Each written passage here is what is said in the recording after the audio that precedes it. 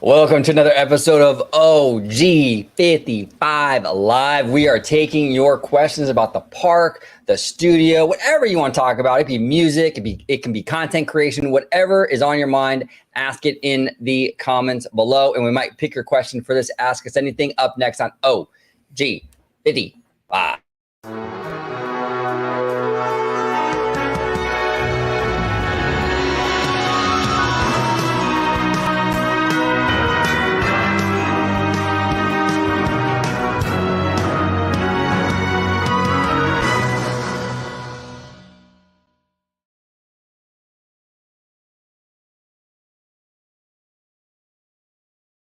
Welcome aboard, everybody, to another episode of OG55. We are taking your questions. We already have a lot of really good ones. Sam Chad in the house. We got Andrew Kellogg, Mr. Seymour Duck. We got Matthew Murr, BJ Vincent, Florentine, Kiki and Luca. Kaylee is in the house. I want to thank everybody for joining us today. But before we dive into our Ask Us Anything, I got a special gentleman right here by the name of George the Italiano. George, if you could let everybody at home know where they could find you on social media. Absolutely. You can find me on X, formerly known as Twitter, at Disney George. You could also find me on Instagram under the Disney Italiano. And of course, you can find me right here on my home base at Orange Grove 55 with Citrus Corner with all that sweet, juicy, but sometimes sticky Disney news and info. Yes, sir. Young blood, but I'm built like an OG. All right, let's rock and roll. The first question is from Mr. Andrew Kellogg. It's part one of two. Do you guys think that the People Mover will ever come back to Disneyland? That's the eternal question, isn't it? To me, I think that fans need to give up on it because it's never coming back. For one, it's not in code with ADA. The track is in poor condition, that a ton of money to repair, the best option, which is cost effective to demolish it. And three, Josh and Bob are married to the IP-based rides and lands. So, Andrew, I honestly would agree with you.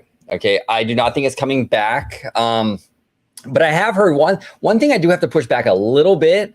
A couple years ago, somebody reached out to me on Twitter who actually works in the construction field or whatever. And this person DM'd me and actually said his company was part of evaluating the People Mover track. Disney at one point was interested in maybe coming back to the People Mover, and his company was hired on to sort of address the viability of the track. You know, how damaged is it? Is it worth saving? And he told me his company found that the track is actually okay. It's not in the condition that a lot of fans assume it is. It looks bad, I get it, but this guy said he works for this company, and he told me in the DMs, he said that, look, it's not beyond saving Big if Thunder. They want. Yeah, it's not beyond Big Thunder, exactly. But it said they could do it. Do I think they're going to do it? No. And I think, Andrew, it's because of what you're saying. They really are kind of tied to this IP. There might be some way they might be able to tie an IP to it, but I seriously doubt it. I think the People Mover in California is dead.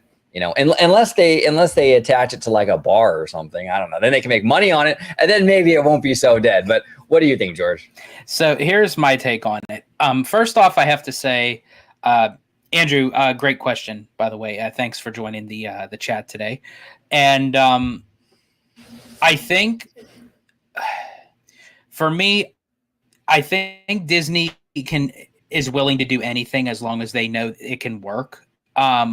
I don't want to rule it out completely because it still could be in the books down the road. It may not be right now, but you know, it's Disney. They could do anything they put their minds to it. However, I think if that is the case, I feel like we could potentially get the People Mover back, but not in the way people are used to having it. Rather than it being an attraction, I think the People Mover might come in a way where the originality of what Walt Disney wanted it to be, and as a form of transportation. And I think that could come in time with Disneyland Forward. So maybe from like the resort proper to like a potential third gate or something like that. And also, I think if they ever did, that's a great idea. And I would love that. And if they ever did bring that concept to Anaheim as an actual form of transportation, they can sort of take cues from, I don't know, I'm in LA, you know, so I've been to like the Getty Museum and stuff. Have you been over there, George, the Getty in LA yet? No, I have not. No. Well, they have a people mover kind of system over there, and it's on a similar track as the one at Disneyland, but it's huge. Like, it's not like little cars. It's almost like a tram on the people mover platform, right? But it's not on like regular tires. It's on like a people mover kind of track system. I could see them bringing something like that they have at the Getty over to Anaheim to get people from the main gate of the resort to that third gate. So that's a great idea, George. Absolutely. That would be a fantastic idea, but we'll see. You know, the people mover is a really cool ride system. I would love to see it come back to Tomorrowland. Now, here's the thing too, George, I want to ask your opinion on this. What do you think about, because now these attractions have been monetized, right? You have what are they calling it now? Lightning Lane, single pass and multi-pass and stuff, right? Right. I mean, if you brought the people mover back, the Californians the locals are gonna go nuts for this thing, right? Mm-hmm. You bring the people mover back and you put it on that individual Lightning Lane, that a la carte. Now you've monetized this. Well, you essentially monetized the nostalgia, right? Correct. That's potentially a big money maker for Disney. So is it possible now with Lightning Lane and this paid fast pass and how these attractions are sort of monetized, that something like the people mover that is so nostalgia charged, there's some incentive now, even without an IP, for Disney to bring it back? Is that a possibility, bro? Absolutely. And that's why I'm not ruling it out all the way. I think, you know, it's in this situation right now. We're not seeing no movement. So it's very easy to say, you know what, the people mover, it's dead in the water, you know, but I mean, in time, I mean, you never know. I mean, there could be a little crack of light where, you know, Disney sees that opportunity and says, hey, you know what, let's run with it. It could work. Yeah, no, exactly. Very poetic. The crack of light. like that. We have Girly Nerd in the house. Girly Nerd, thank you so much for joining us. So Mariana here is saying, what do you think is the easiest to ride? Goofy Sky School, Silly Symphony Swings, or a swinging gondola on the Ferris wheel?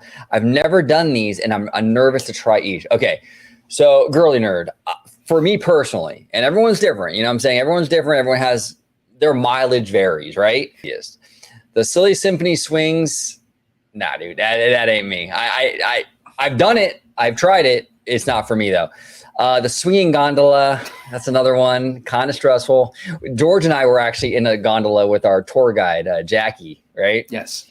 And thank God tour guide Jackie was there, right? Because I was a nervous wreck, but she kept me stable, because I'm like, yeah. I got to keep my cool in front of tour guide Jackie. You know, I can't, you know. So she's sitting across from me, and I was like, deep down, he's shitting himself. Yeah, right. I'm like, oh shit. So I'm asking her questions. So how long have you been a tour guide? You know, getting my mind off of it, you know.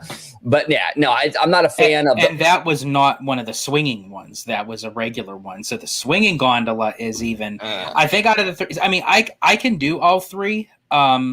I've appreciated Goofy Sky School a little more. I mean, I know technically it's a Moss coaster, but going on it with tour guide Jackie, like she made it fun. You know, she made it really fun. Yeah, Goofy Sky School isn't that bad. I know our buddy Tones doesn't like that one. We got tomorrow night. We have a live show with Tones. We got to ask him about Goofy Sky School. We do. We got to get on that subject matter. Believe it or not, Silly Symphony Swings out of the three is my favorite. Really? I love the swings. I love, like, literally, I just like when it starts, you know, where it takes you up and it starts, I just like stretch out my arms and my legs and it's like I'm flying. I'm free as a bird. So funny. Well, and that's the thing. And that's what I'm saying, Girly Nerd, like everyone's mileage varies and it just depends on how nervous you get with these kind of rides, you know? But I will say that the swinging gondola on the Palaron, formerly known as Mickey's Fun Wheel, inspired by the Sun Wheel. The swinging gondolas, as I said, I can do them, but I will say I've done a lot of thrill rides, a lot of roller coasters, but I tell you what, that swinging gondola does make my palms sweat a bit. Yeah, it's tough, man. It's tough. Florentine is in the house. Florentine, it's always good to see you. What in the world made you go on Guardians when you already, OG, say you'll never go on Mission Space or any crazy attraction? Was it public feedback or Forbidden Journey and Guardians? No, I usually try things at least once, right? I went on Cosmic Rewind against my better judgment, and I paid for that one. No, I will usually give something a chance. You know what I'm saying? I'm open-minded. You know, I'll give it a shot. Guardians didn't bother me too much because Tower of Terror, well, I'll say this. Going on Guardians wasn't a tough decision for me because I used to enjoy Tower of Terror, believe it or not. I never found that attraction to be claustrophobic. No issue with it. The drops weren't super crazy. I actually enjoyed Tower of Terror. So I figured, well, Guardians, you know, same ride system. It'll be pretty much the same. I was wrong. The way they program Mission Breakout is much different than how they programmed the Hollywood Tower Hotel. It's way more intense. It's a much more intense experience. So I've gone on Guardians a couple of times. It's just not my favorite. You know, I could do without it. Mission Space is a little different for me. That's a claustrophobia nightmare for me. I can't deal with that. You know, it's not the speed or anything like that. It's just being in that box. And I've heard so many horror stories about that attraction, and I have no desire. It wouldn't even be an enjoyable experience for me. But what about you, George? You've been on it, right? You don't even like it, from what I understand. Mission Space, no. That's my least favorite ride at Walt Disney World. But I made a promise to my bestie Kaylee that I have to go on it. Not once. I have to go in Bob Iger fashion. I got to go on it twice in a row, and it has to be the orange, which the orange section, which is the more intense. So, and when is it? When is this happening? We don't really know exactly, but whenever we could get a chance to hang out at Walt Disney World, apparently, I think if she has this kind of planned up already, that whenever we go to Epcot, that's going to be like the first thing. I don't know. Wow, that's crazy. Kaylee, you're not getting me on that one. I'm sorry, you're not getting me on that one. But speaking of Kaylee, we got Kaylee in the chat. We got Kaylee with 2 E's. Fave inside out emotion, and which emotion lives in your head the most? George, I'll let you start with this one, and then I will follow you, sir. Probably psychotic. No. Well, for anyone who does know me, I do have like a little touch of that. Like, it's just I'm a crazy, but I'm a lovable, fun kind of crazy. I think I actually had this conversation with Kaylee before. I think I'm like kind of like a mix of all the emotions, but I guess I can lean more towards joy. You know, I love to have fun, live my best life. I try to do everything to the fullest. Any opportunity that I could do, it's like I try not to like let things get to me, you know, and just go with the flow. And that's kind of like joy, where it's like she likes to try to block out anger and sadness and fear. Yeah. It's like, no, it's like you're here, but you keep that in the circle, you know. I take care of everything else. So yeah, no, exactly. So Kaylee, my favorite inside out emotion, I haven't seen part 2 yet, to be honest with you, but I'm already in love with anxiety. I love little anxiety. I think it's the cutest little character. Which emotion lives in your head the most? I would honestly say I'm the same as George. I'm a pretty positive person. I'm optimistic. But I also have, so I would say joy, right? But then I have little anxiety here too, though. Like, I do have anxiety. So anxiety's right there next to joy. But yeah, those are probably my 2. They work hand in hand. I will say this, OG, without spoiling anything for anyone in the chat, but there's a moment in Inside Out 2 where anxiety and joy kind of like battle each other, in the sense like pushing each other out of the way to try to get onto like the Riley's like mind board and everything. So I could definitely see that in you, where it's like the joy is trying to push out the anxiety coming in. It's like, absolutely. It's a struggle, but yeah, I would say joy and anxiety are the 2, you know, for me. Absolutely. And Kaylee, you say that it's plaid season. No, it's wabbit season. Wabbit season. And Kaylee is a mod here on OG55, and we want to give a big shout out to Kaylee. We love Kaylee, and she's awesome, and we want to thank Kaylee for all she does here. So absolutely. And we got Girly Nerd. What's your favorite vintage Disneyland thing to watch? I love the opening day of Disneyland, the 40 Pounds of Trouble movie, and Disneyland People and Places. Oh, opening day Disneyland is my favorite. Honestly, I love that. That's an amazing, just going back in time like that for that first day at Disneyland, a place that means the world to me. It's just great. It's absolutely great. But, anything like old school with like Walt in it, I'm there for it. I used to love watching like the old like World of Color stuff, and really when I go on Disney Plus, that's what I do the most is that kind of content. I'm on there watching that kind of stuff, or like Pollyanna or Treasure Planet, not Treasure Planet, although that is a good movie. Treasure Island and stuff like that. I like the old school Disney stuff a lot, and I find that most of my time on Disney Plus is dedicated to that. And every now and then, there'll be stuff like Mando that comes out, or some of the Marvel stuff. I'll check that out, but 80 to 90% of what I watch is that old school stuff. What about you, George?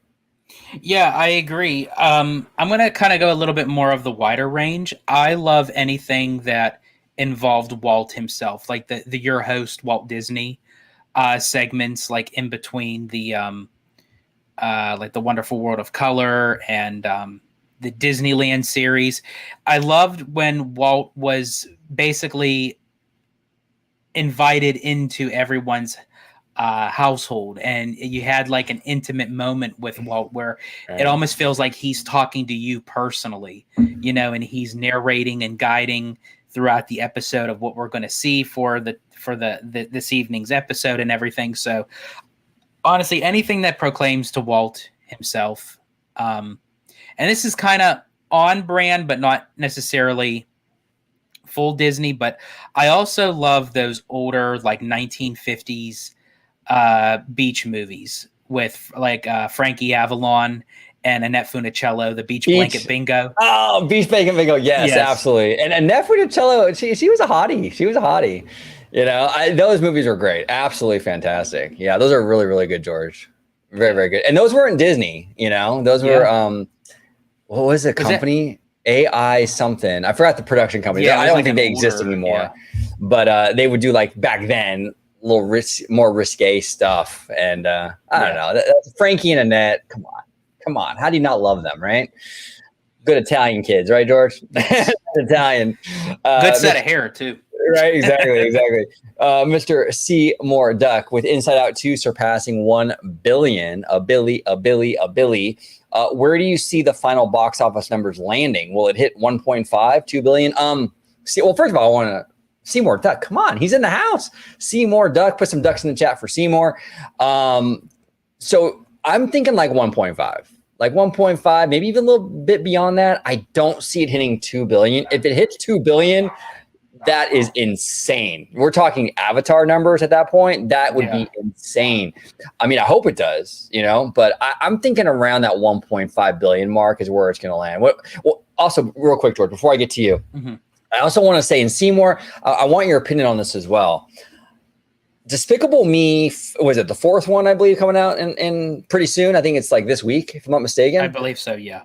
It's coming out in a few days, okay? But Inside Out is still crushing it. Inside Out is still churning out big numbers. I'm telling you, that's not good for Despicable Me 4, because Inside Out 2 is already stacking chips, right? Basically, right? They're already stacking chips. They've already made $1 billion. They're going into this week now, and Despicable Me is going to open, but that family market is going to be split. Inside Out 2 is performing much stronger right now than we probably thought it was gonna at this point. So I'm not saying Despicable Me is gonna flop. I don't think so. I think Despicable Me is a very, very lucrative franchise, very popular. But if I was Universal, I'd be a little bit nervous about the effect that Inside Out will have on the Despicable Me opening, because, like I said, it's still popular and you're splitting that audience. But Seymour, I'd like to hear your opinion on that in the comments if you can, brother. George, what are your thoughts? Where is Inside Out 2 going to land? Is it giving you anxiety or joy? It's definitely giving me joy. And I think Despicable Me 4 should start feeling a little bit envious. And maybe even possibly a little bit of fear with these numbers. I think it's going to go over 1.5, but I'm with you, OG. I don't think it's going to hit an Avatar range of 2 billion. I'm kind of thinking like 1.6 to 1.7. Yeah, I would. That's fair. Yeah, I just can't see it hitting 2 billion. I wish it If would. it does, hey, you go for it. That would be insane. That would be so insane if it does. This thing is performing much better than I think really anyone expected. So good for Pixar. I'm glad they're getting a win. Let me see here. CSRS, Epic Universe has a 20. Oh, real quick, before I go any further, I premiered a video that George and I did. We recorded it last night about Epic Universe. Dark Universe. We actually reacted to a Poseidon Entertainment video. It actually premiered earlier today, and like 10 minutes in, the audio was all messed up, so I took it off. It will be premiering tomorrow morning. I had to go ahead and fix it, so I do apologize for that. If you happen to run across that earlier today and you were wondering why the video is now down, that's why, but it will premiere tomorrow morning. Okay, CSRS, Epic Universe has a 20-acre expansion pad. When they get to it, would it be one IP land or catch-all land with several IPs? 20 acres is pretty massive. I don't know. I think they're going to split it maybe into two different IPs. You do maybe 9 or 10 acres for each IP. I don't know. I can't imagine them spending 20 acres on any one IP over there. It's possible, but look, and if they were to use 20 acres on any IP, the IP that you would do is either Lord of the Rings or Game of Thrones. I'm telling you right now, Universal, you do that, and those two properties fit perfectly with the theme of Epic Universe. You can't get more epic than House of the Dragon, man. That's dope. That would be incredible. So I would go that route. I mean, if you're going to do 20, do a big IP like House of Dragon or something. But I think realistically, though, it's probably going to be a mixture of probably like 2, maybe even 3 IP in there. What do you think, George? Yeah, because even with Galaxy's Edge and Pandora, you're looking at roughly like 12 to 14 acres. So with 20, that seems like it's over excessive. I could see them going the route with Game of Thrones or House of the Dragon, even though I've never watched really the shows as a whole. I've seen a couple episodes here or there. You got to get on that, George. So you can join Tones and I on those House of Dragon videos. House of Dragon, yeah, they're good. It's really good. Game of Thrones, the first series is too much homework. It's like 8 seasons. But House of Dragon is only 1 season and a couple episodes in the second season. That's doable, But go ahead. I do apologize. No, it's all good. But Lord of the Rings, I can't stress enough that honestly, I don't even know why Lord of the Rings wasn't even part of the original concept for Epic Universe, to be honest with you. Yeah, no, absolutely. I mean, it's just a perfect franchise for that, We'll see. And maybe is in the house, maybe with 2 E's. My opinion is no one was going to see Despicable Me 4 anyway. But at least now they can blame it on Inside Out. That's true. I am not a fan of that franchise. I know the kiddos love it. That's cool, but I don't get it. And it's not my demo. Shows where our society is heading. I know, right? I don't know. It's wild. It's absolutely wild. Sam Chat, it's good to see you, Sam. Hi, OG crew. Are you guys fans of the Pirates of the Caribbean films? Which ones are your favorites? I've been rewatching them, and I'd say the first is my fave, with the sequel being a close second. Yeah, the first was my favorite. I don't know. Like, a lot of them start to feel the same to me. Like, I have a hard time even deciphering between the various films. I don't know. But I remember liking the first one the most. That was the Black Pearl, right? Black Pearl, yes. Yeah, that was the one I dug the most. What about you, George?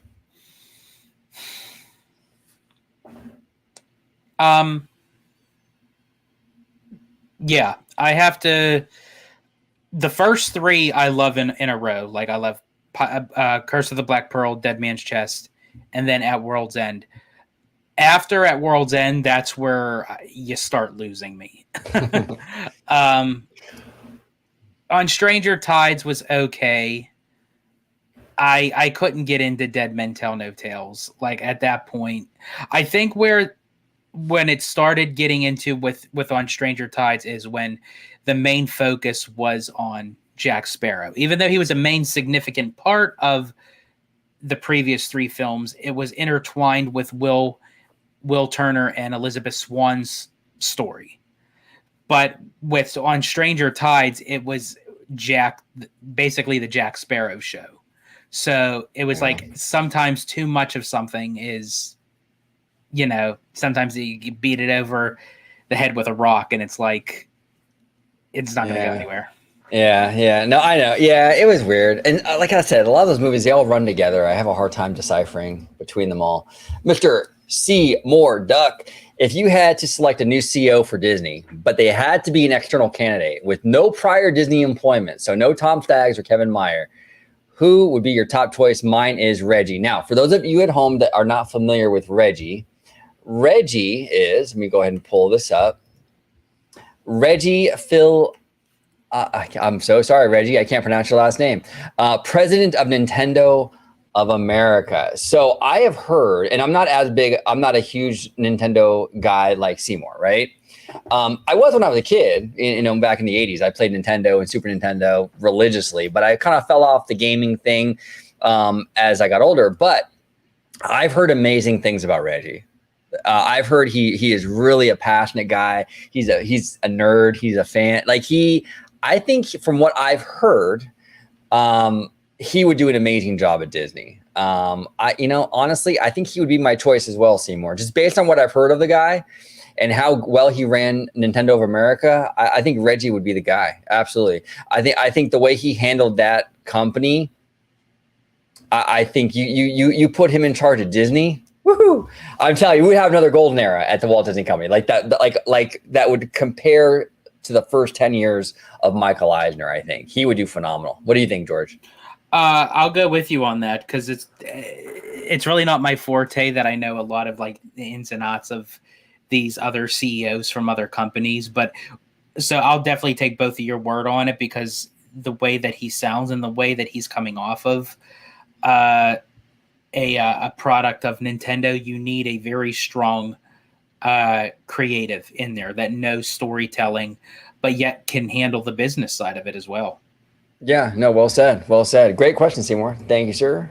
And we got Mr. Ian Grimm in the house. Thank you for joining us, Ian. Ian here says, with no new rides opening in 2025, what do you see being the big move for Disneyland 70? So the 70th anniversary, new nighttime parade. Okay, here's the thing, Ian. It's heavily rumored and almost quietly confirmed is how I like to put it, that the Great Moments with Mr. Lincoln attraction at Disneyland will be getting a Walt Disney animatronic. Okay, I'm thinking they're gonna tie that in with the 70th anniversary. That was almost mine.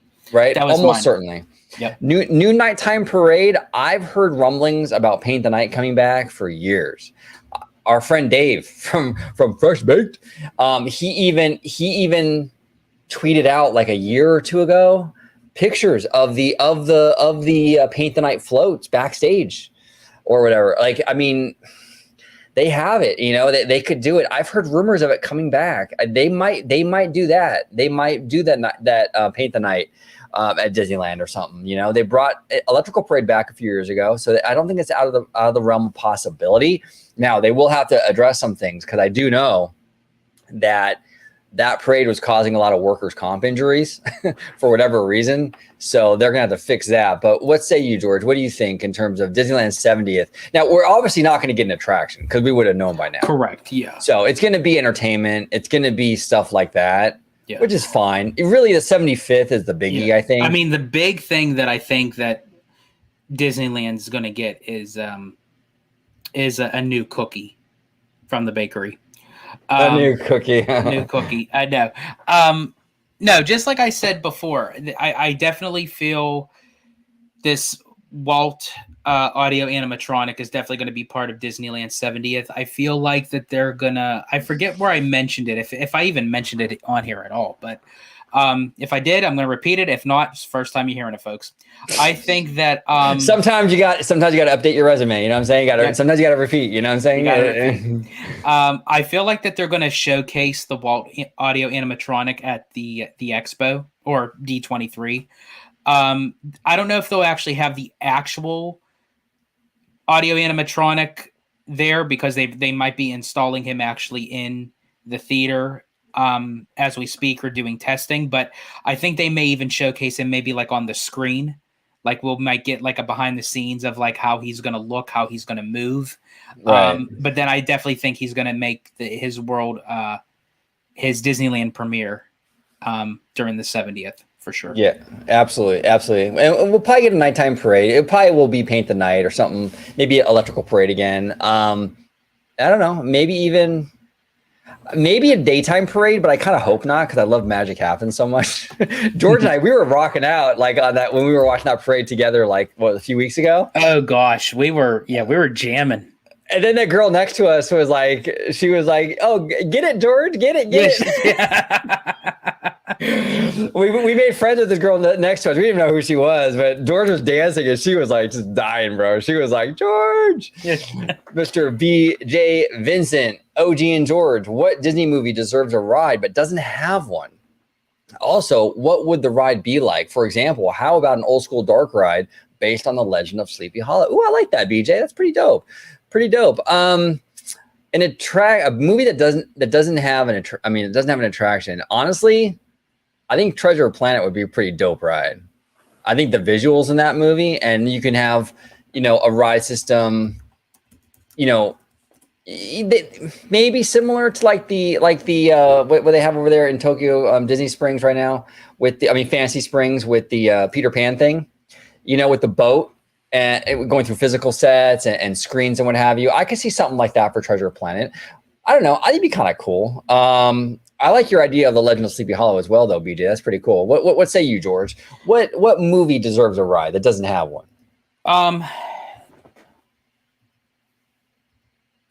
That's a good question. I'm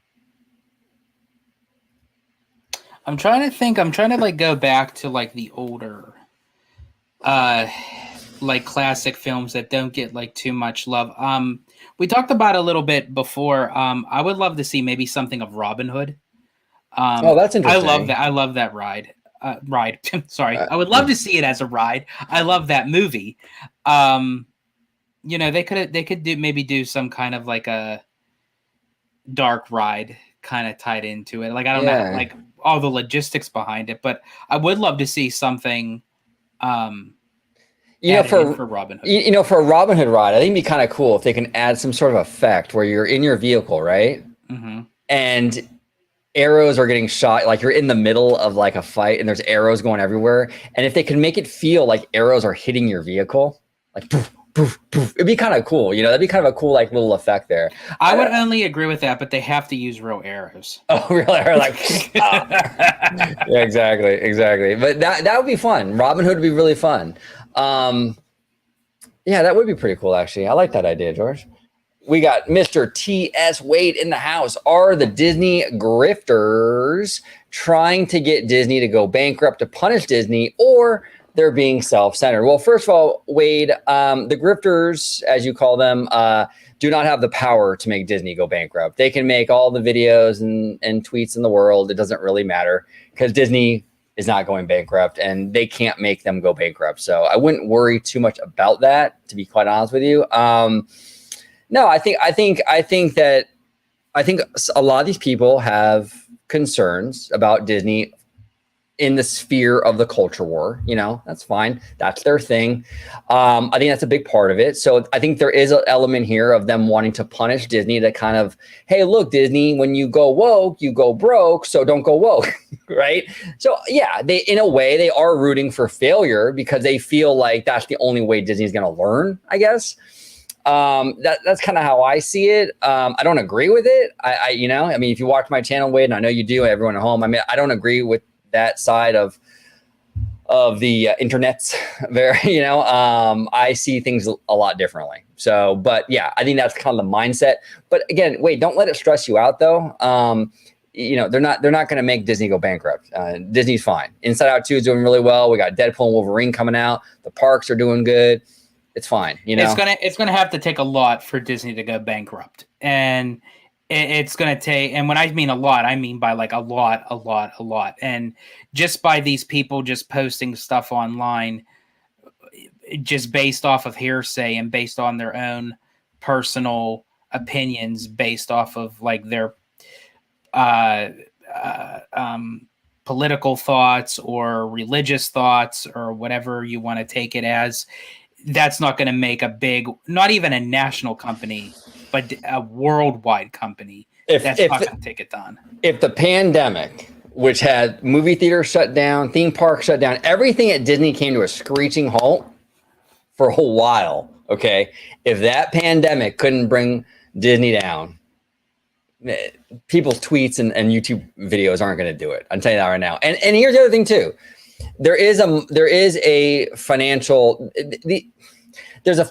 element to all of this, right? Disney is very popular and it's an emotional thing for a lot of people. So people will play on those emotions and sort of, they release content knowing that Disney will get the eyeballs, and more eyeballs equal more AdSense or more, dollars for that person. So there's an element there too, where this content is being pushed because that's what makes the money, right? You're not going to make money on a video, going after Popeye, because no one gives a shit about Popeye. Okay, you're going to go after Disney because it's the biggest entertainment brand in the world, right?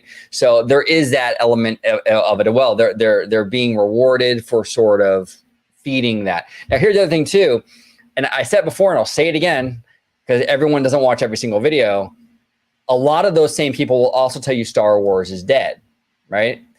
It's not dead. If it was dead, the same channels wouldn't have a bunch of Acolyte videos or a bunch of Ahsoka videos or Boba Fett, Star or sequel trilogy videos. Like, you don't make content and get the views that they get. And they get a lot of views, very popular content, no doubt, but you wouldn't get those views on videos based on a franchise that was dead.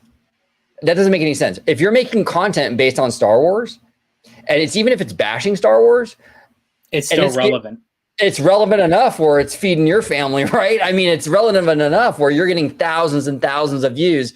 Obviously, people still care about Star Wars. The fact that if you're releasing all this content about Star Wars and it's doing really well is proof right there that the franchise is not dead. And here's the thing with me. I still enjoy Star Wars, but there's certain aspects that I don't like about Star Wars. But just because I do, that doesn't mean I don't like Star Wars as a whole.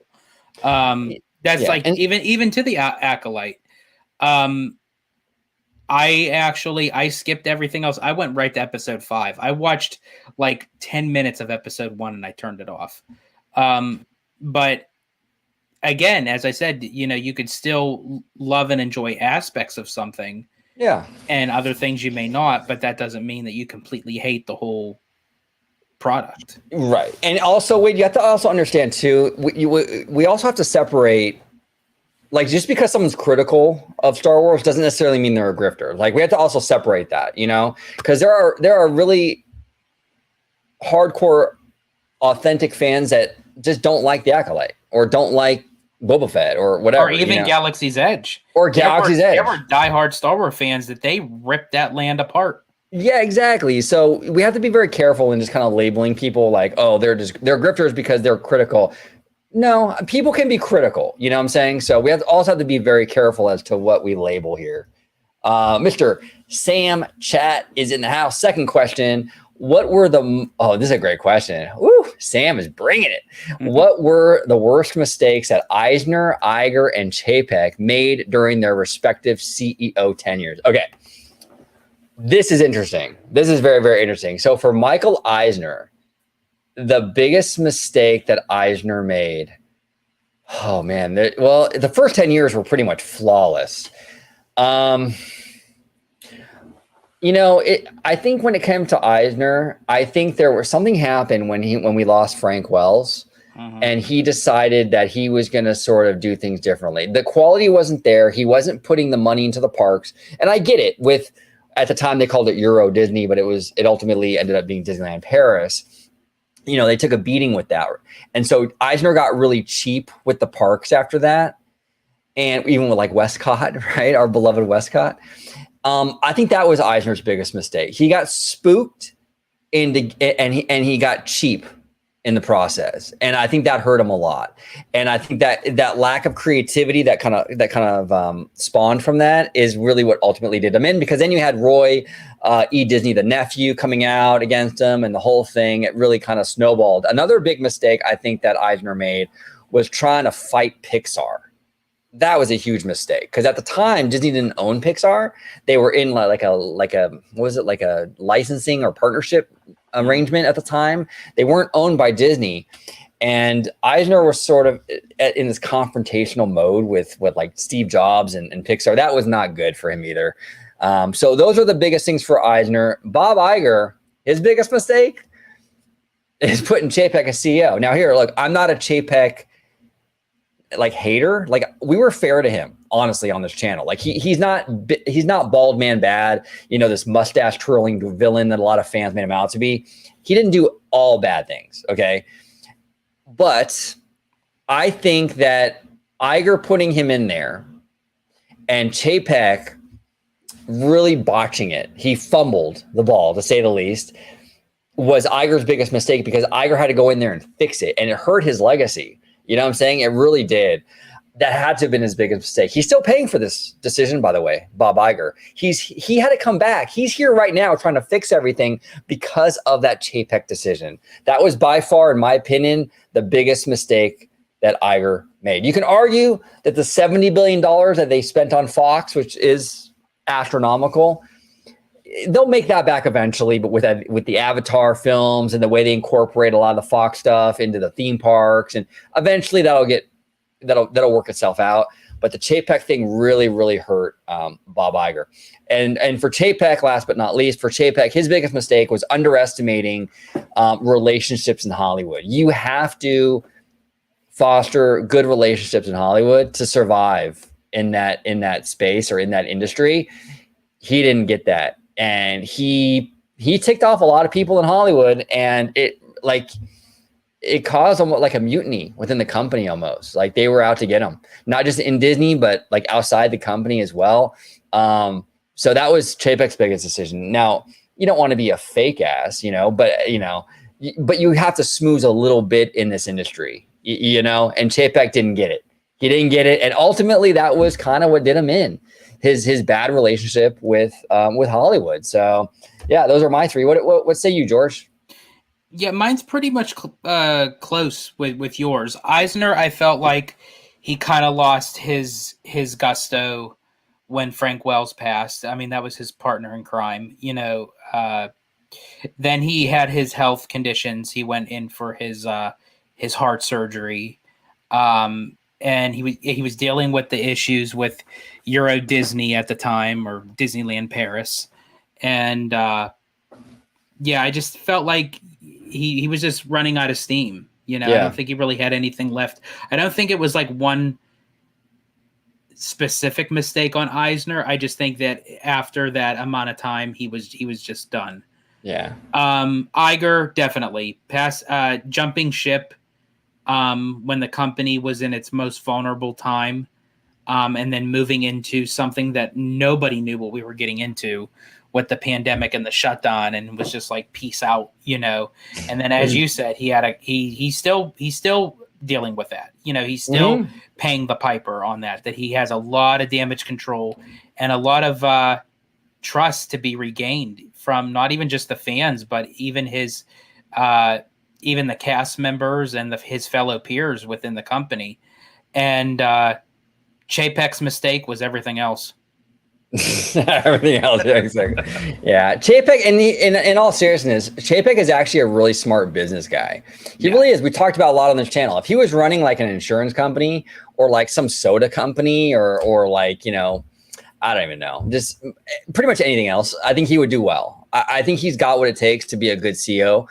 I just think for Disney, you need to be a different kind of CEO, and he wasn't it, Mr. Seymour Duck, $10 super chat for the food. Thank you so much, Seymour. We appreciate you, brother. Thank you so much. We got to get Seymour back on and talk. Well, we will get him back on actually when we get another O'Keefe video. we like to react to those. Part 3. Part 3 is coming. We'll react to it. We got another super chat from Mr. Matthew Murr all the way from the UK. Thank you so much, Matthew. We appreciate you, brother. Thank you so much. All right, so let's see where we're at here in terms of the questions. Give me just a second, everybody, buddy. Let me see here. Okay, we got Love Low. What is on your Disney Mount Rushmore for leadership besides Walt and Roy? Oh, geez. Okay. Well, this is tough. For leadership, though? Oh, man, that's a tough one. Okay, well, Frank Wells is on there for sure. I'm going to put Michael Eisner. He had a rough 10 years, but we wouldn't have Disney right now if it wasn't for him. He did a lot in those first 10 years. So Frank Wells, Michael Eisner. Oh, man. I'm also going to, you know what? I'm also going to put in Roy E. Disney, the nephew, because he also held a lot of these executives their feet to the fire.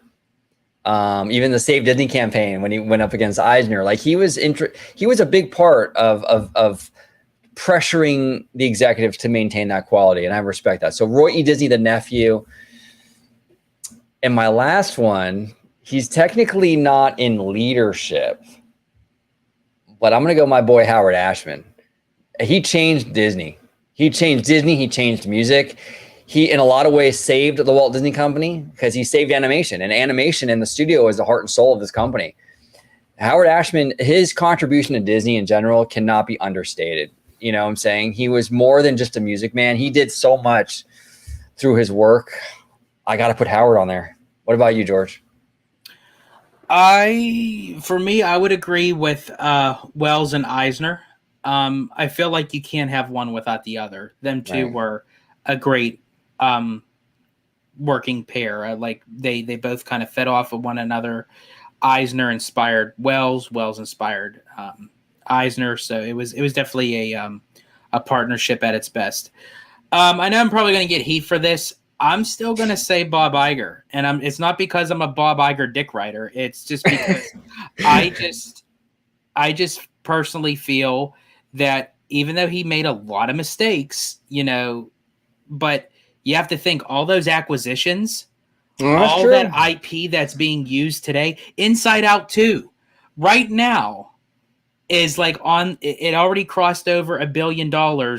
It's already on the track of heading towards Frozen 2.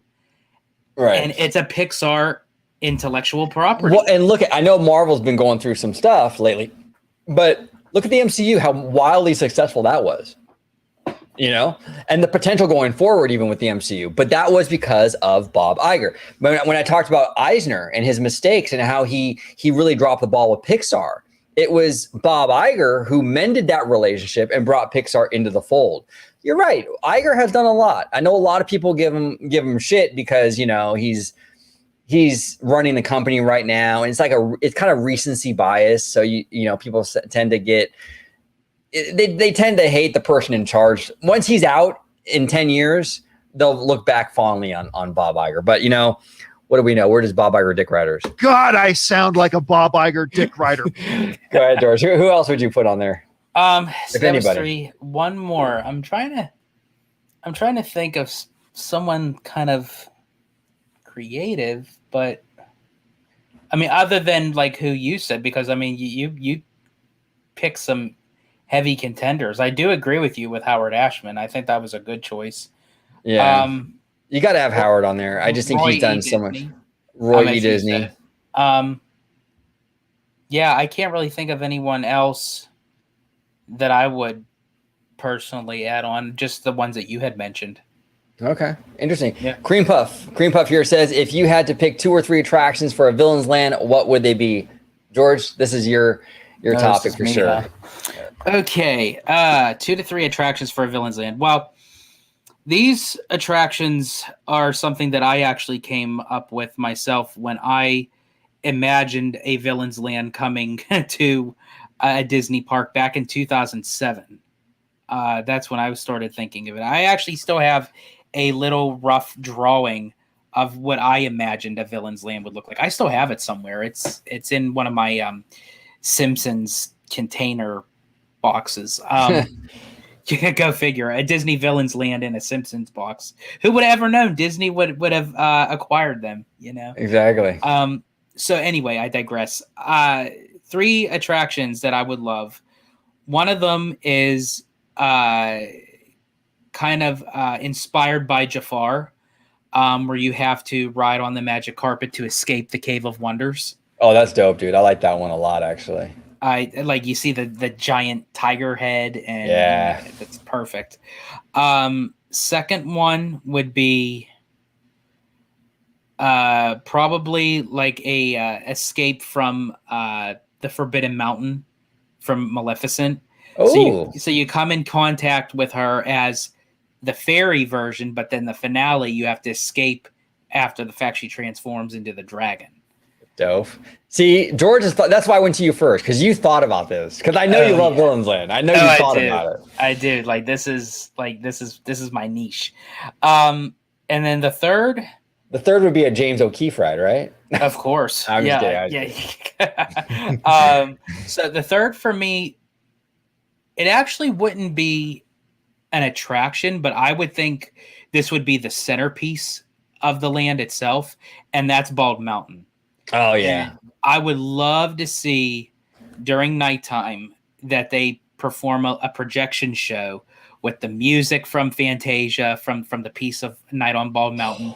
You see all the spirits and the ghosts and the ghoulies coming up, and then at the very top of the mountain, you see the wings of Chernobog open, and you have this massive audio animatronic of Chernobog. Dope. And like that to me is like Yeah. perfect. No, everything you said is perfect. I would like a Maleficent attraction. I think she's like the queen of all the villains. She's dope, you know. Yes. I would love that. I would absolutely love that. But there's a lot to do with villains. I think they could make a really cool land. Just, you know, come on, pull the trigger. I mean, the response they got at the D23 Expo last I don't time, get it. I still don't get it. I don't know what they're beating around the bush with this. just make it happen. Come on, let's go. I think it would do very, very well. Ryan Turner, we need a George and OG Din Tai Fung eating competition. A fun little video of who eats the most Zhao Long and chocolate bao. You know what? It's funny you mentioned that, because George and I were actually talking about stuff like that for the members tier that we're doing. And that'd be kind of fun, man. To almost like a man versus food sort of competition, you know? Yeah. You know, and So, you can even do are we getting a membership video request? yeah, no, we'll do that. I'm down, dude. I'm so down. Or we can go to places and like, you know, try like the spiciest item on the menu and see who can hang, you know. I love stuff like that. I'm totally down. I for do that. too. I love that. Or like some like random like wild item that you wouldn't think like, oh my gosh, like who would eat that? Well, I guess we are. Right. Well, like at Knott's, for example, Knott's Berry Farm, they have really weird food over there. They sell like alligator meat and things like that. So that would be, you got all like, your face got all serious. You're like, oh shit, what is OG getting me into? But they have like alligator meat and stuff like that. So it'd be kind of weird to like, I don't know, to try that, you know? Yeah. I'm down to try an alligator. I've heard, I don't know, some people say it tastes like chicken. Other people say, not it tastes like chicken, but it has like the texture of chicken or something. I don't know, but I'm actually curious myself. Yeah, absolutely. Yeah, so that, great suggestion, Ryan. Let me go back real quick. Okay, there we go. We got Lovelow. Do you think there will ever be a biopic of Walt's complete life and not just a certain part like Walt before Mickey and Saving Mr. Banks? I certainly hope so, Lovelow. There was actually, though, if you're interested, I don't know where you can find it now. I think it's from 2015. PBS did a whole series on Walt. Mm-hmm. And oh man, what was it called? The American Story? American Culture or something like that. It's from 2015. It was a while ago, but they really broke it down. So if you haven't seen that, Lovelow, check it out. It was a PBS special all about Walt Disney. But what do you think, George? Yeah, Biopic. that would be great. Like as I said earlier, I love anything that implements Walt. Like as I mentioned, like the old vintage stuff. I love watching the Your Host Walt Disney, you know, kind of segments. I love the fact that, you know, it's a very, very high, strong possibility we're getting that audio animatronic Walt Disney for the Lincoln show, The Greatest Moments with Mr. Lincoln. So I would love to see a full on like a part 1, part 2, like 3 to 4 hour like biopic, like from stem to stern of Walt Disney's life and career and legacy. Yes, the world of color is exciting and fascinating. Absolutely, absolutely.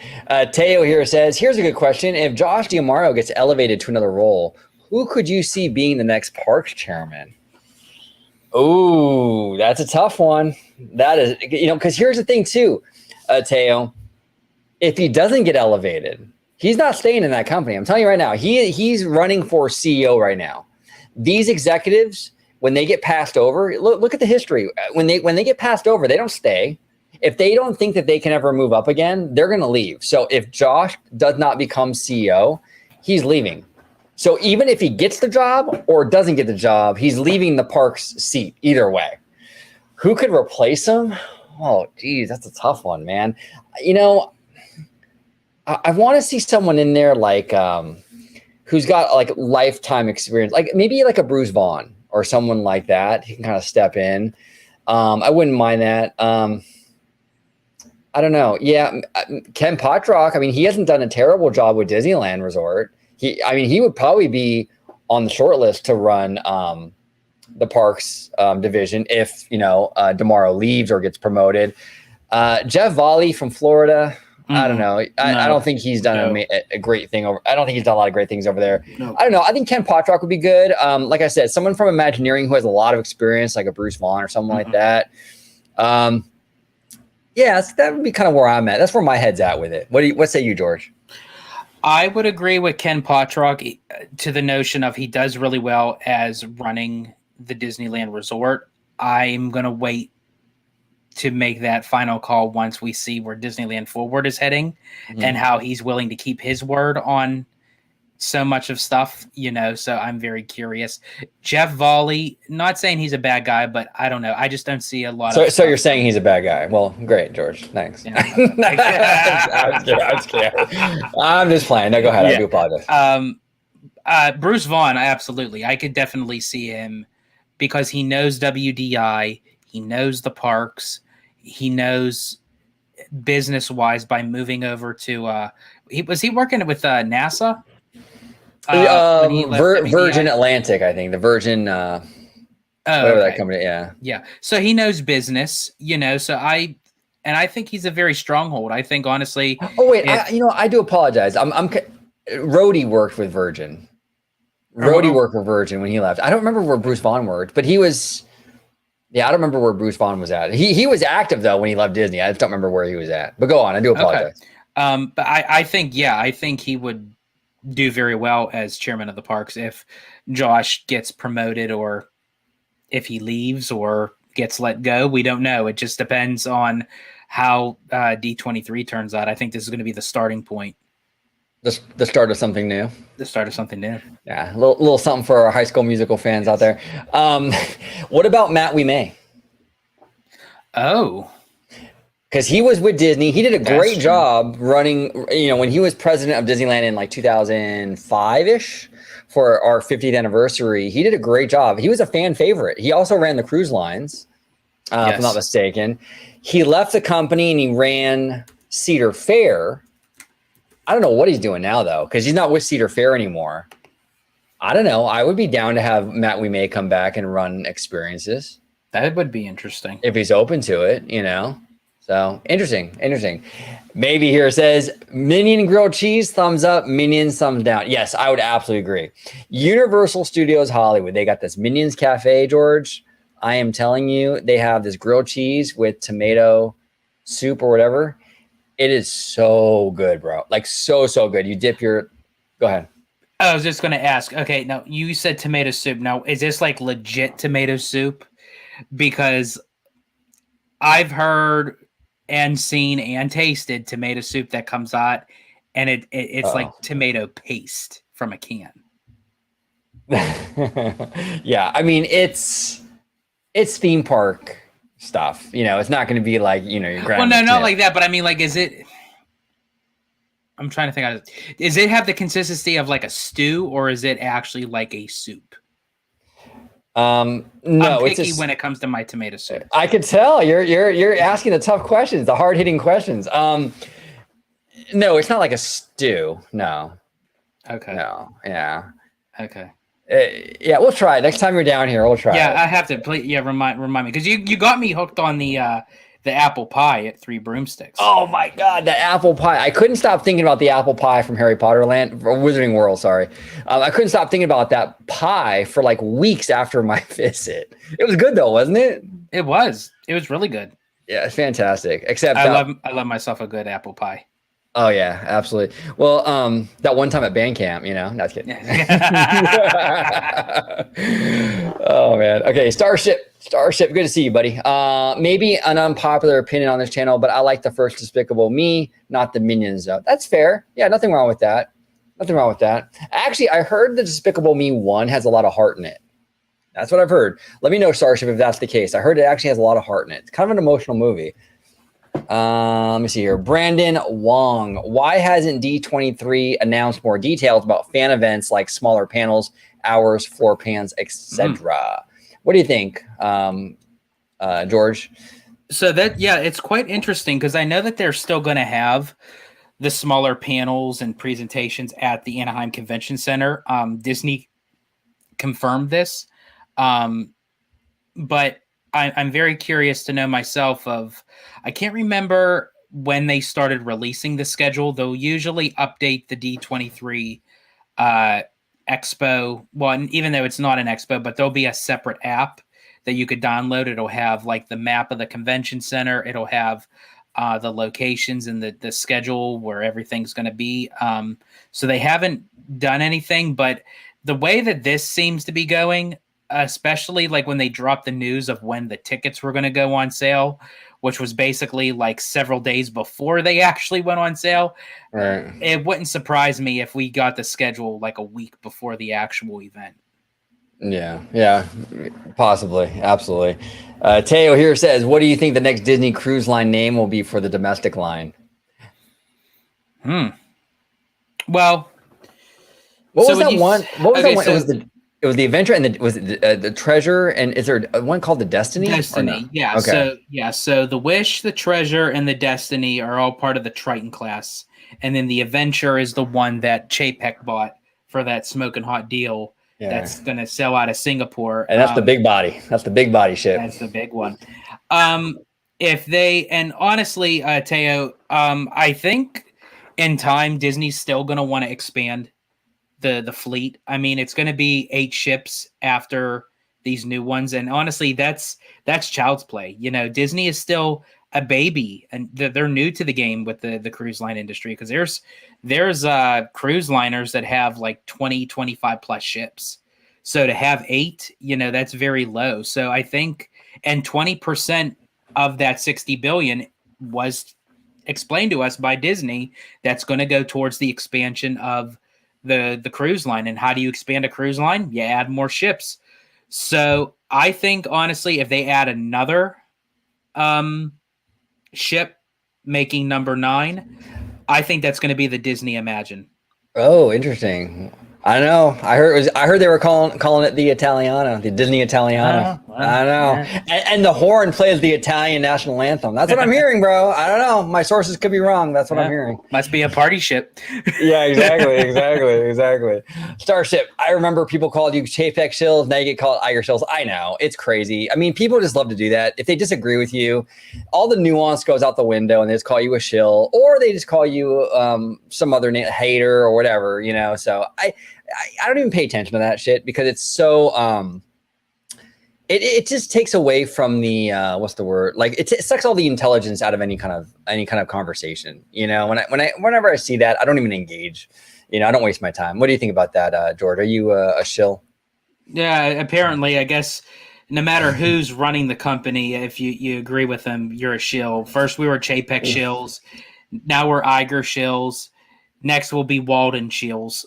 Yeah, I know. We're getting all kinds of special access or whatever it is. But, the thing is that, it's really trendy right now and like lucrative to hate on Disney. And if you're not pounding Disney every single day with they suck, people tend to just think that you're a shill. It's kind of ridiculous. What are you laughing at, George? What happened? Oh, bro, that was so bad. What happened? Oh, pounding? Oh, yeah. Well, no, it was It was the if you keep ponding Disney and they suck, they suck, they suck. There you go. Exactly. Where's your mind at, George? Where's your mind at? Teo said, didn't Bruce Vaughan go to Gensler? Oh, did he? Is that where he went? Was it Gensler? I thought Bob Weiss went to Gensler. He's still there. Bob Weiss is still there. So I don't know. I think maybe you're confusing. I think we're mixing everybody up. I don't know. Yeah. And maybe here says, I am requesting OG and George Disney Cruise drinking karaoke video. George. And George has that. George has those vocal cords. He's got the range. Uh-oh. But I'll throw you off. I'm going to play a K-pop song and watch you sweat. I'm going to make you sing in Korean, bro. I'm like, give me a few drinks. I'll already be there. George will be scrambling, Rudio is in the house. Rudio, it is so good to see you, brother. So good to see you. We got to get Rudio back on the channel. I miss Rudio. I miss you a lot, brother. OG, please have some chiba and some good wine. Yeah, I'm going to get one for show. I'm getting that for show. Ready for our boy George, because we got D23 in a little over a month, and I don't know if his little heart can handle it. Can your little heart handle it, George? I don't know, man. I'm like, yeah, that's probably like my stressor is like I'm anticipating D23 because this is like the D23 event of all events, and it's like Josh D'Amaro has to come through. This is the make or break moment, and it's like if as you say it many times, OG, if we're left up at the altar again, I'm done. It's like I'm leaving the altar and I'm hawking the ring. Are you gonna hawk Tui? Gonna hawk Tui the ring? Yeah. Oh man, I tell you. California Dreamin'. California Dreamin' is in the house. We have no Slimer with us today, California Dreamin'. I do apologize, but he will be back shortly. But thoughts on Tiana's breakdown adventure? Yeah, I don't know. Did it break down today? I haven't been keeping track. I know the first day it did actually pretty good. Yeah. It was just the weather. A lot of people are saying it is. Which I saw it online. I'm like, okay, of course, after the fact, we announce and praise it how good it's doing. It breaks down. Of course, I know, because that first day it did pretty well aside from the weather. Now it's off the rails again. Yeah, they said they had to evac people off, and they ended up draining the water. What? Yeah. Oh man, see, this is what Imagineering always does. Remember, you guys got Rise of the Resistance first in Florida. Mm-hmm. And it had all kinds of problems. They like beta tested in Florida, so when Disneyland gets it, it's ready and perfect. Because honestly, because I'm sorry, this ride was made for Disneyland. I'm sorry, no one can convince me otherwise. I think it was too. I think it was absolutely made for Disneyland. Yeah, but yeah, we'll see. Hopefully, California Dream. Look, they're going to get it sorted out eventually. I mean, even Universal has had their share of stuff like this too, like Hagrid's motorbike, or as I call it the other night, motorboat. Motorboat. Motorboat. Hagrid's a freak. But yeah, there's going to be stuff like this that's going to occur. This is a little excessive, I will admit, but they'll get it sorted out eventually. I'm certain of it. I'm not too worried about it. Maybe here says Mickey yells, "Yeah, buddy," after the Italian anthem. So if they had the Disney Italiano cruise ship, absolutely. So right over the mic, you're gonna hear this. Yeah, buddy. There it is. Absolutely. Okay, hold on one second. Let me catch up with the chat real quick. Give me one moment, please, everybody. We got Mr. Jason Hill in the house. Let me see here. Oh, we have two. Okay, so actually we'll do two of here. I'll start with Jason Hill's first one, and then we'll go to a second one. Okay, so just got here, guys. What's up, Jason? Jason's my fellow. He's a fellow K-pop fan as well. We've been talking about the Lisa, the new Lisa drop, Rockstar. Interesting song, by the way. I actually really like it. So did George. George liked it. Yeah, I did. Yeah, it's really good. How does someone like Scott Guston get access to so much Disney news? I really don't know, Jason. I've never been approached by Disney. I've never even reached out to Disney. Despite our special access. Right, I know. So we're getting all the special access and stuff, but we never talk to Disney. I don't know how that works. But the thing is like I don't know. I've never personally tried it, so I'm not really sure how he gets it. I'm sure there's some process where you reach out to the marketing team, and then they give you the 411 on what to do. That's all I could think of, man. I really don't. I'm not really sure. And California Dreamin' says, "Oh yes, I have my crush on Slimer." Slimer. Here, you know what, California Dreamin'? Because you like Slimer, here we go. We're gonna do the Slimer drop. Here we go. And all these dollars got commas that come with commas behind them. And all my Slimers be slamming. And all my Slimers be slamming. And all my Slimers be slamming. And all my Slimers be slamming. There you go, California Dreamin'. And I will get to your next comment, California Dreamin', about Fantasmic. Give me just 1 second. We're gonna do Jason, and then we'll go to California Dreamin'. I heard there was oil in the water from one of the animatronics, so that's why they drained the water. That's interesting. I did not know that. I did not know that. Oh gosh. I really wish that WDI kind of would have. I know that sometimes they could be stuck with a rock in a hard place, but kind of put their big boy pants on and told operations, you know what? I'm sorry, but this ride is not ready for prime time. It has to be done when it's done. And they had an initial notion that it was going to be done in the winter of 2024. And honestly, they should have just kept it. By rushing it, the ride's done anyway. So people can't even ride it and enjoy it. So you might as well. I don't know. I know. Yeah, no, I agree. If they need more time, give them more time. You know what I'm saying? It's crazy. California Dreamin', I need to hear George and OG's thoughts on Fantasmic's C mode since the Maleficent lift is now shot. Yeah, I've been hearing that Fantasmic has been having issues as well, and that they're in C mode. What are your thoughts on that, George? Does it concern you? Or okay, so no, this is my thing where I do get a little bit of frustration with Disney. Is Fantasmic played night after night multiple times when nothing went wrong with the dragon and what have you, and you know shit happens. You know unfortunately the dragon got burnt down to a crisp. Luckily, no one really got injured and everything. The show was done for how long? I don't understand how things could be malfunctioning when they had all time to fix anything. And again, if something malfunctioned, I just hope and wish that Disney can get it done in a vastly proper fashion without stretching it. Starship is saying the lift is working again now. So apparently it I is withdraw working. I withdraw my statement. It is working. We got the update. No, but yeah, I don't know. I mean, if it's just here and there stuff, I don't get too worked up over that. If it's more of a pattern, so if it keeps going down and it's lengthy time, you know, if it keeps going down and it's for these lengthy time periods, I'll get more critical of it. But being down for like a night or two or something, I don't know. You know, I'm not gonna get too worked up over it. California Dreamin', also love the channel, and you are not Disney shills. I do like that you both tried to take a positive perspective. It's refreshing. California Dreamin', we do appreciate you, and thank you so much for yes. You know, hanging out with us, and we love when you're in the chat. And yes. And just pretend my last statement didn't actually happen there. So. we'll tell Slimer you say hi. Yes. Absolutely. Starship said it was only down for a couple of days. Yeah. So yeah, cool. That's fine. If stuff breaks, it's the real world. It's going to break. It's fine. Yeah. If it's down for a couple of days, you know, but you know, like with Tiana's, like I said, like, you know, okay, we can expect some downtime, but it started to get excessive with Tiana's, and that's where I started to get more critical of it. So if with the Fantasmic stuff, this starts happening more and more frequently, I think that's when we have to step in and be like, okay, that shouldn't be the case. Give me 1 second. Let me see here. We got Teo. Let me go ahead and grab Teo real quick.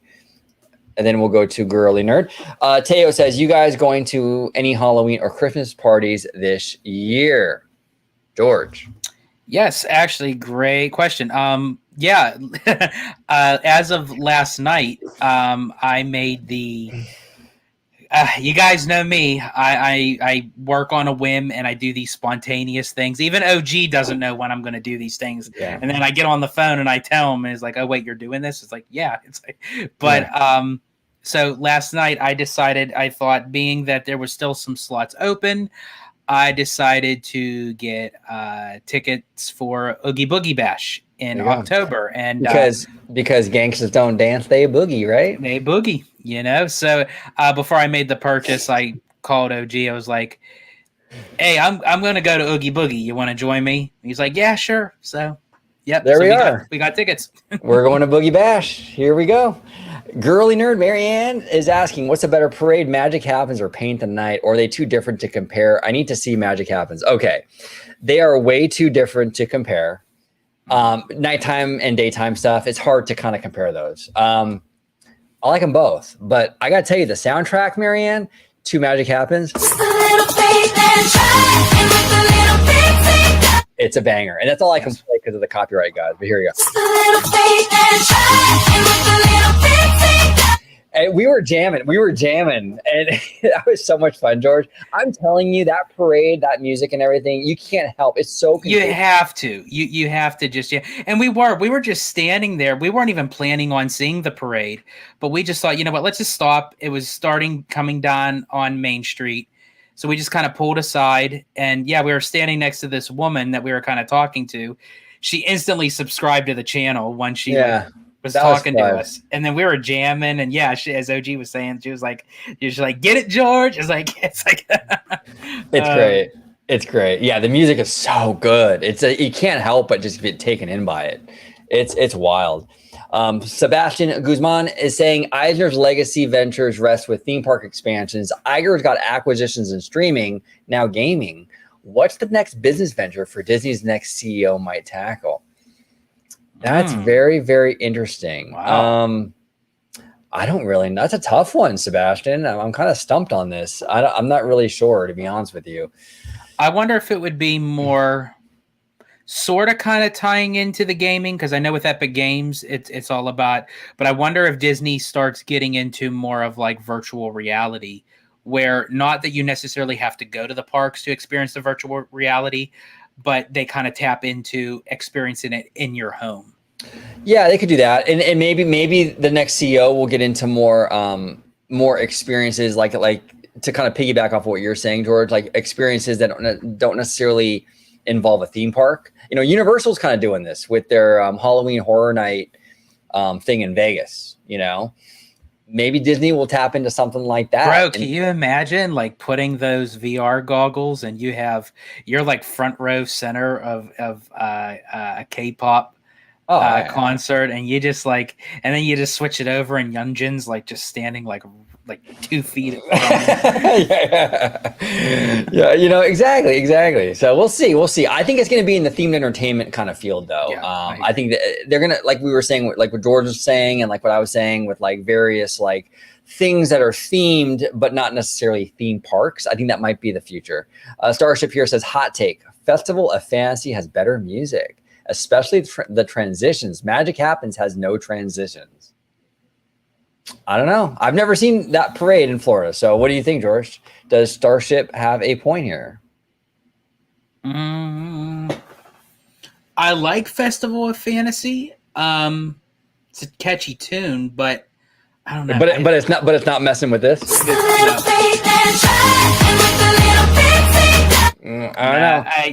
don't know. I can't. Like, there's certain songs that like just have this certain kind of like up tempo beat that is just like I love like jamming out. As I said, I'll be fist bumping the whole night. Like fist bumping.